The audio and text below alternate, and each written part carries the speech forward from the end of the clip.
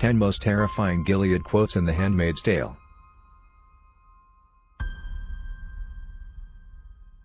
Gilead is a very scary place, and there are many lines in The Handmaid's Tale that demonstrate how awful it really is. In The Handmaid's Tale on Hulu, a dystopian future that is both perceptive and horrifying is depicted. The Republic of Gilead's social structures places a small number of commanders at the very top, with everyone else far below them in some way. The horrible reality of the present that June is now forced to live in is made clear by the actions of those above her as the show follows June's existence as a handmaid. The strict laws of Gilead are consistently mentioned in the words of those in authority, from Commander Waterford to his wife Serena and Aunt Lydia, who is in charge of training the handmaids.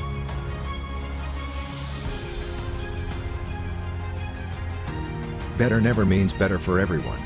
It always means worse for some. Commander Waterford makes an effort to explain his conduct to Alfred while remaining unrepentant in any way. Commander Waterford tells Alfred that the sons of Jacob, who helped build Gilead, just intended to make the world better at this particular moment. Given Commander Waterford's opinions, it is astonishing that he would acknowledge that this has not meant better for everyone. This lessens the ridiculousness of the argument.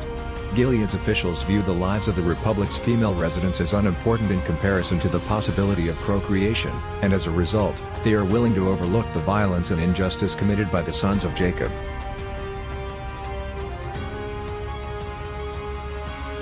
This may not be ordinary to you now, but after a time it will. This will become ordinary. Aunt Lydia spends a lot of time convincing the girls to accept their fate as a group because she is one of the main ones enforcing the strict regulations of Gilead. Like the majority of characters in the series, especially those who support Gilead, Aunt Lydia frequently tries to explain Gilead's actions to both herself and other people. In this instance, Aunt Lydia is implying that the handmaid's current predicament is not a grave injustice, but merely something the ladies must adjust to. The uniformity of Aunt Lydia's behavior reveals as much about her personality as it does about Gilead's society.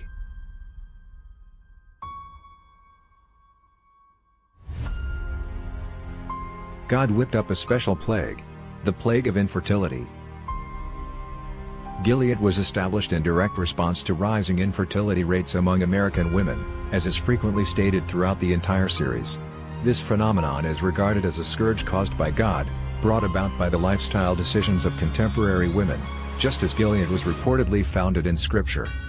With this assertion, the commanders can deflect criticism by covering up their deeds with biblical justification. The commanders can create the appearance of reform and undo the sins that brought them to this point by referring to rising infertility as a scourge.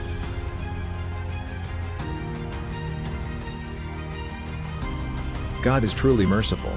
He offers redemption even to the most perverse and degenerate among his flock. Many features of the contemporary way of life are now considered to be crimes punishable by death in the eyes of Gilead and the sons of Jacob. But now that the Republic has been established, the fertile women, the handmaids, have a chance to atone for their previous deeds. The fact that persons who participate in illegal behavior may be pardoned as long as they are useful to the Republic is highlighted by this statement, which is only one of many blatant inconsistencies in Gilead's rules. If female gender traders are able to conceive children and embrace their responsibilities as handmaids, for example, their prior misdeeds may be overlooked.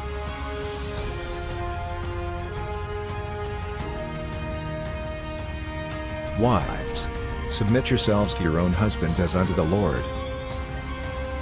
The superiority of men, particularly the commanders, is one of the cornerstones of existence in the Republic of Gilead.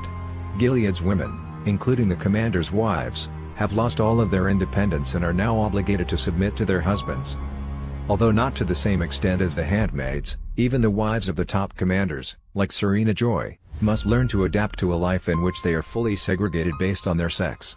As viewers discover, even Serena Waterford, who played a key role in the creation of Gilead, is now entirely under her husband's control.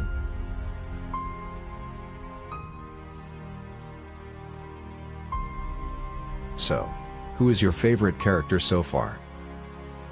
These 10 Quotes channel videos are some you should watch next. Check them out as well.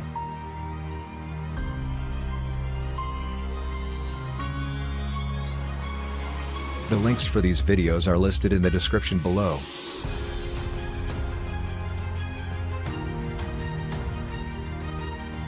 You're spoiled, you're privileged, and you're living in an academic bubble. All of you.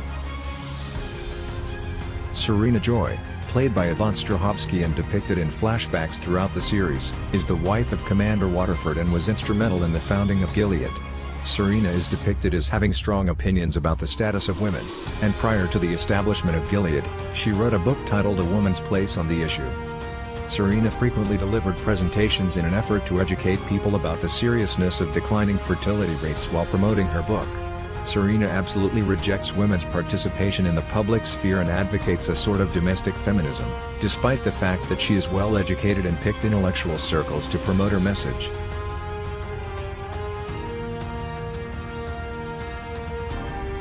It's not rocket science. All remaining fertile women should be collected and impregnated. By those of superior status, of course. The commanders are at the absolute top of the Republic of Gilead, and everyone else, all the way down to the women in the colonies, is positioned below them. The Spectator is provided information about the origins of some of Gilead's laws through flashbacks. Commander Guthrie brings up the idea of picking up the reproductive women when speaking with Commander Waterford and Commander Price.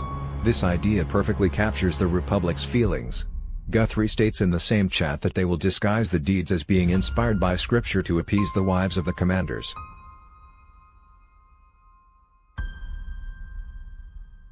I had another name, but it is forbidden now. So many things are forbidden now. As Commander Fred Waterford's handmaid, Elizabeth Moss' character is first introduced to us as Alfred.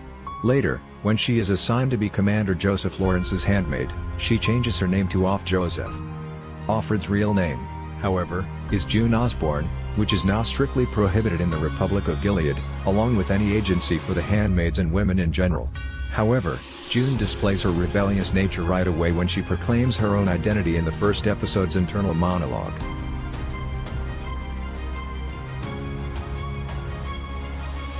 Remember your scripture, blessed are the meek. As is usual in Gilead, Aunt Lydia frequently invokes passages from the Bible to chastise or remind the handmaids of their proper station. In this situation, the phrase "blessed are the meek" is meant to serve as a gentle reminder to the handmaids to accept their new destiny in silence and that they will be rewarded for doing so.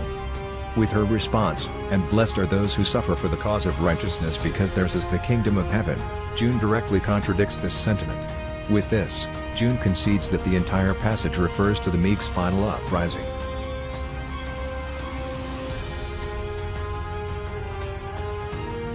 There's no such thing as a sterile man anymore. There's only women who are fruitful and women who are barren. The situation of women in Gilead is made very evident throughout the series by following June through her numerous struggles. Although the idea of Gilead was to preserve fertility, the potential infertility of men has never been a factor. Women have been reduced to those who are fertile and those who aren't in the dystopian society of Gilead. With the exception of the wives of the commanders, the former is typically transported to the colonies while the latter, if they are lucky, become handmaids.